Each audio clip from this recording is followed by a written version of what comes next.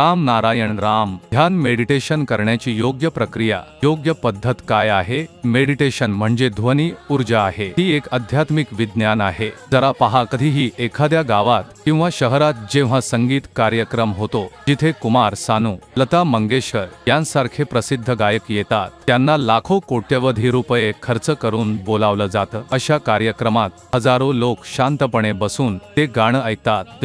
विचार करा, सर्व लोक कसे शांतपणे बसून कोणतीही अडथळा न आणता संगीत ऐकतात, कोणी कुणाला त्रास देत नाही, सर्वजण शांतपणे ऐकतात। आता विचार करा, ही काय जादू आहे? अशी कोणती औषधी आहे जी लाखो लोकांना एकत्र शांतपणे बसवते? सर्वजण मंत्रमुग्ध होतात, कोणी कुणाशी वाद करत नाही। हे गाणं म्हणजेच ध्वनी ऊर्जा आहे। प्रत्येक माणसाच्या आत 50,000 कोटी आत्मा, मन आणि चैतन्य असतं। आपण आपल्या मनाचे राजा आहोत। माझ्या आत असलेले हे 50,000 कोटी आत्मे, त्यांचा राजा मी आहे। त्यांना पोसणं ही माझी जबाबदारी आहे। जर पृथ्वीवर कोणी राजा असेल तर त्याचं काम आहे याची खात्री करणे की कोणीही उपाशी राहू नये। आई वडिलांचं काम आहे की त्यांचं मूल उपाशी राहू नये। आपण सर्व जेवण खातो, डाळ भात वगैरे, पण आपल्यामध्ये जे आत्मा, मन आणि चैतन्य आहे ते जर उपाशी राहिले तर आपण कमकुवत होतो। म्हणूनच जर आपण आपल्या मनाला, आत्म्याला, चैतन्याला अन्न दिलं नाही तर ते आपल्याला नष्ट करून टाकतील,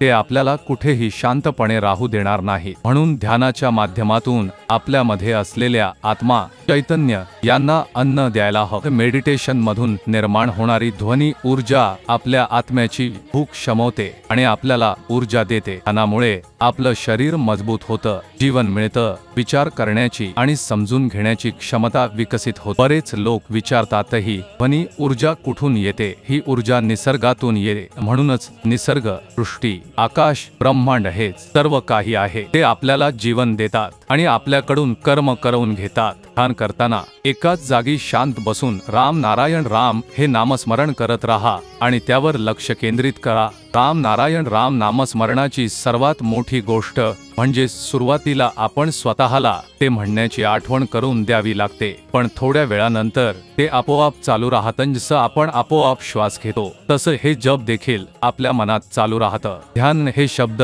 छोटंसं वाटतं, पण त्याचा अर्थ अत्यंत व्यापक आहे। अनेकदा आपल्याला वाटतं की 5 मिनिटं शांत बसणं म्हणजे ध्यान, पण ते खरं नाही। जितकं आपण ध्यानात खोल जाल तितकं आपण स्वतःला ओळखू लागता। ध्यानाच्या माध्यमातून आपण केवळ स्वतःला नाही तर निसर्गालाही समजू लागतो। ध्यान आपलं मन, विवेक आणि अंतःकरण यांना बळकट करतं। ध्यान केल्याने आपण आपल्या मनाचे गुलाम राहत नाही तर त्याचे स्वामी बनतो। ध्यान कधीच कोणाला इजा करत नाही, ते खरंच देवाचं वरदान आहे। हे केल्याने ना वेळ वाया जातो, ना पैसा खर्च होतो, ना कोणतीही ऊर्जा खर्च होते। उलट ध्यानाच्या माध्यमातून आपण अधिक ऊर्जावान बनत जातो।